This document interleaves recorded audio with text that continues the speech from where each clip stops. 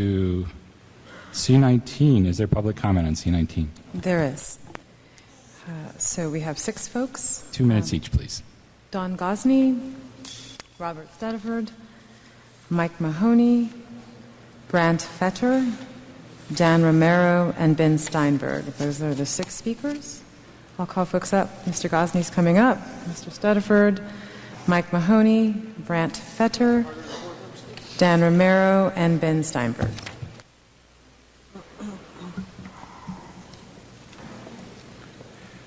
How much time we get again?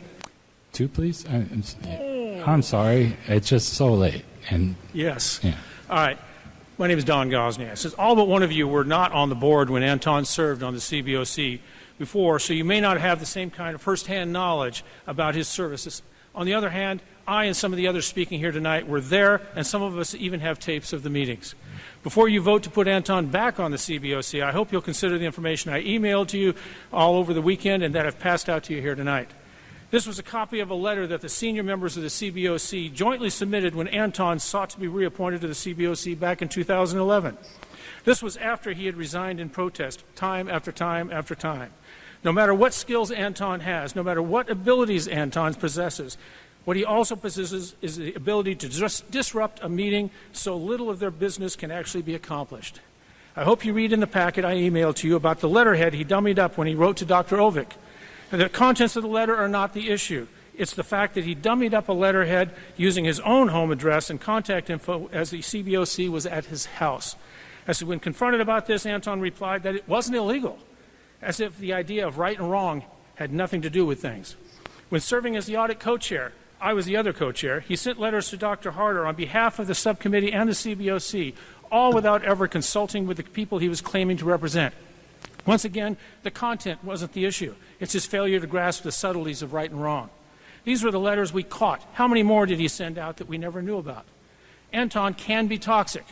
While serving before, we had CBOC members who stopped attending and some even quit because they did not want to be around his toxic nature and his willingness to poison the meetings so business could not be conducted. This is while serving on the audit subcommittee, he demanded so much extra work from the auditors that it nearly tripled the cost of the audit to the tune of nearly $200,000 extra. And how about the nearly 375 public records requests and attorney fees that have cost the district's children dearly because the funds that would normally go to education went to deal with him? I could go on, but we're out of time.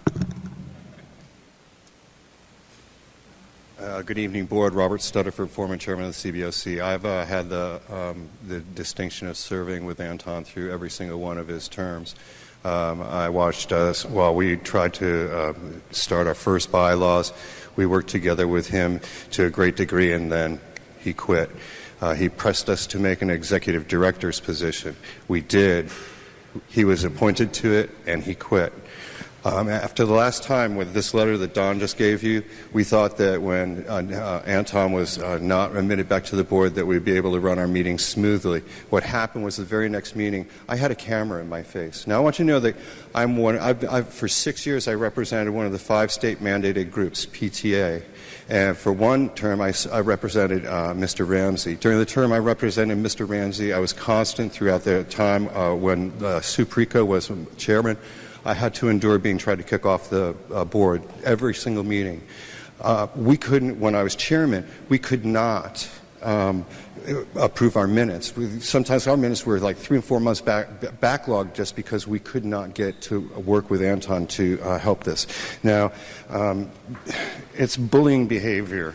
What I have here I'm going to give to you is the Freedom of Information Act's requests from 2009, just from February 2009 to June. 23 requests, 21 of them by Anton. These numbers show that over half of the Freedom of Information requests made to the board are by one individual.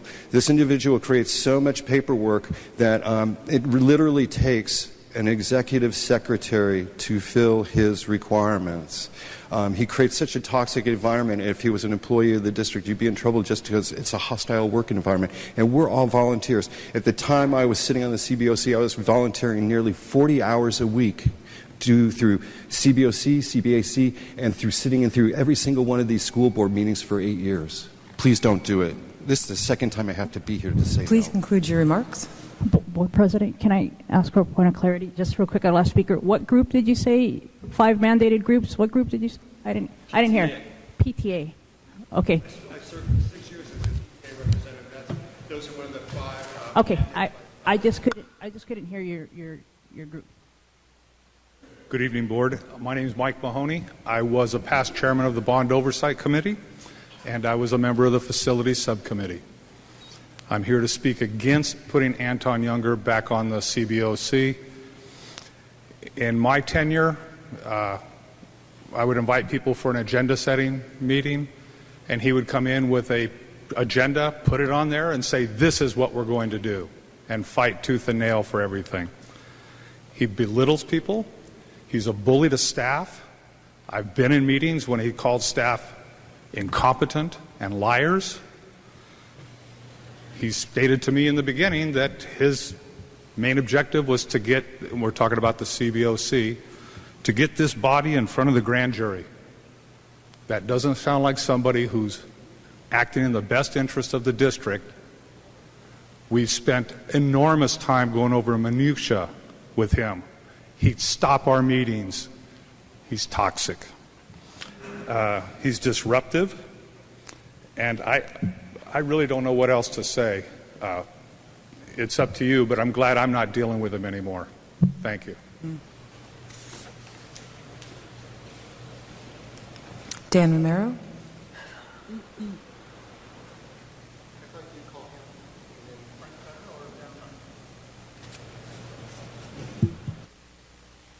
Mr. Romero, you're up next.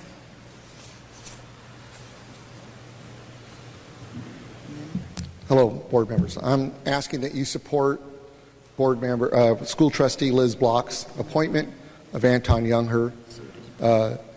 To take away that appointment from her would be something that this board's never done. They've always approved a board representative. But more importantly, as you are dealing with an image problem, I think that Mr. Jungherr will be able to assist you with the CBOC with that. You see tonight that he already came up with 20 recommendations during your retreat that not only some board members agreed to, but also the moderator of the board retreat agreed to. So as far as me, I have dealt with Mr. Anton with the City of Hercules for the past 4 years. I've deemed him to be an honorable person. It's hard to sit here and hear the attacks that I hear. Mr. Jungherr is 82 years old. You would think he was a 22-year-old bully, from what I heard from 3 people tonight. This is an intelligent man. He has worked in the school field. He understands the workings of a school district, and his assets would be valuable on this Citizen Bond Oversight Committee. I urge that you vote yes tonight on item C19. Thank you. Brant Fetter, and then Ben Steinberg.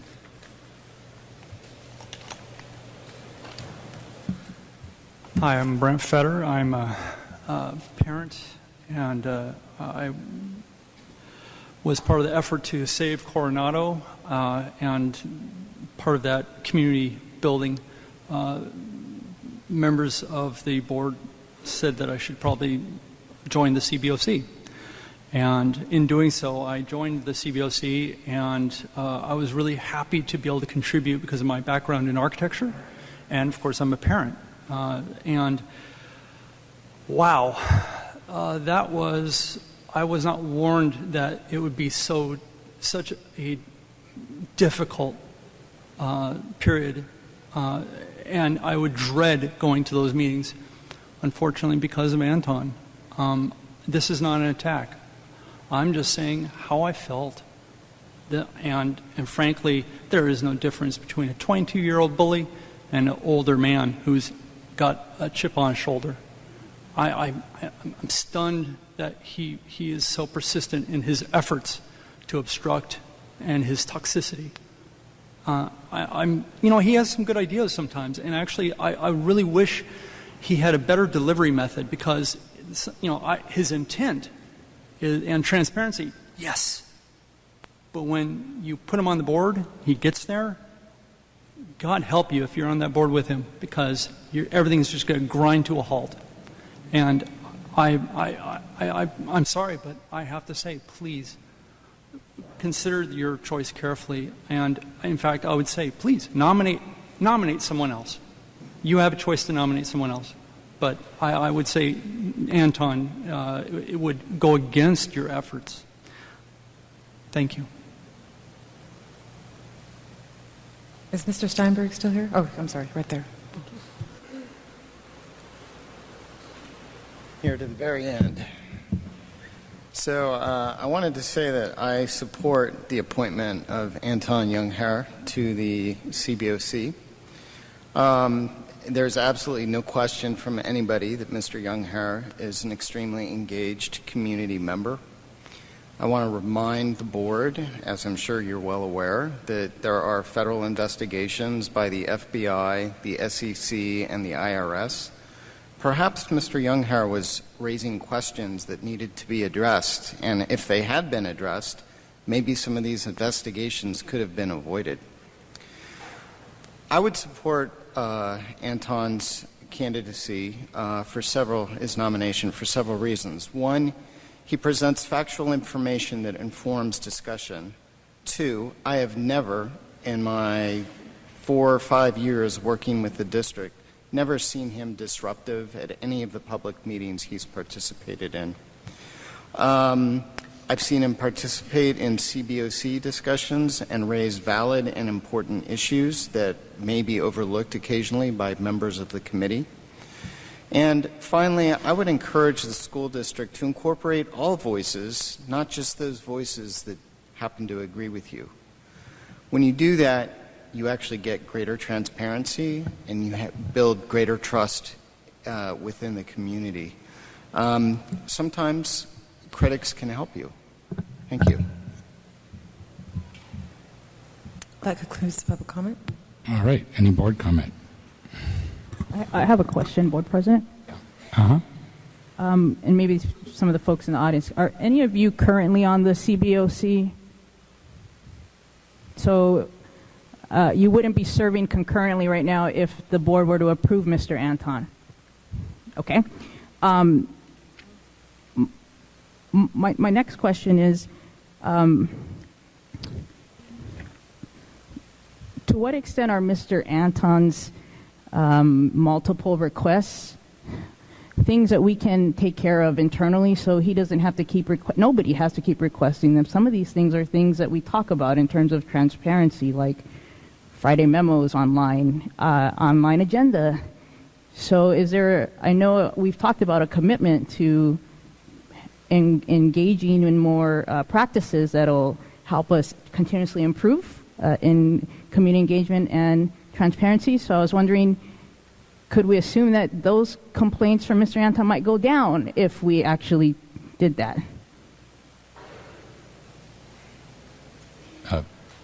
I was looking, because I did a review of a lot of them are stuff that just are public documents that we don't make available easily for the public. I think that there's not. I feel like we should be. No, I was just. Well, those are my questions in terms of when I consider these issues. And I'm going to be frank. I think disagreement is part of the beauty of democracy, and I actually think that I'm going to honor any board member who makes their suggestion for an appointee. So whether I personally agree with them and their politics, because quite frankly, I can go down a list of folks who have had the same charges of complaint leveled at them in many ways. And so I just want to share before I make my vote that I don't feel like I'd be mixing oil and water here if some of the folks who personally couldn't engage with Mr. Anton aren't on that board right now. Thank you, Mr. Board President. I think it's hard to be criticized. And Anton Jungherr has high standards. He frequently comes to us with suggestions for improvements of things that we should be improving upon.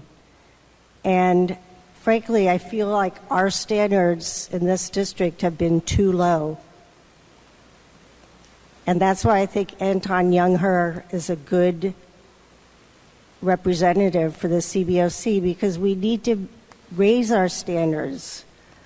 We need to be doing the things that he's suggesting. These aren't things that wouldn't happen. These things happen in other districts. Other districts have meetings and they distribute minutes. I mean, these aren't big things that he's asking for.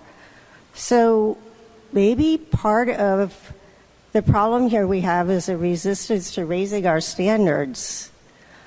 I also have to wonder if this is kind of a reaction to some dislike of me that some people seem to really be driven by now. And I think there might be some people who feel like if they close their eyes and just think really hard that Val Cuevas and I will disappear and the board won't have been changed. And we're here to tell you that that's not true. We are going to fight for our kids, and we are going to fight for change in this district, and we're going to change the way things are done, because that's what's right for kids. And so I stick up for my nomination for Mr. Jungherr, and I think it would be a poor precedent to set for the board to refuse to accept my nomination. Ms. Kronenberg? Just to set the record straight, this is not the first time that there's been controversy over Mr. Jungherr's appointment, because the last time when this information was brought before us, when he was rejected by the board, and the reason was that the people who were on the board serving at that point came to us serving on the board and said that they found it. And it's really not a question of inhibiting his ideas, but they found his being on the committee to be an obstructionist. And that's the kindest thing I could say. They found that it was not as much they found him very, very difficult to work with, and in a volunteer environment, they found that they didn't want to continue to be volunteers if, as Mr. Fetter said, if they were going to be subjected to a difficult environment. And that is why at that time, I was one of the board members who voted to support the members and say that this was a community member who I will honestly say I appreciate many, many, many of his suggestions, but I just thought he wasn't a fit for that team. He honestly was not a fit for that team, because the team is coming to me saying he's not a fit for the team. I think that's probably still the case, so I will not be voting to support the nomination.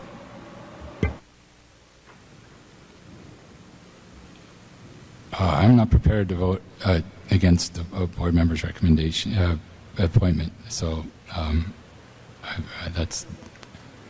so I'm going to do a roll call vote. Sorry, we need a nomination first, don't we?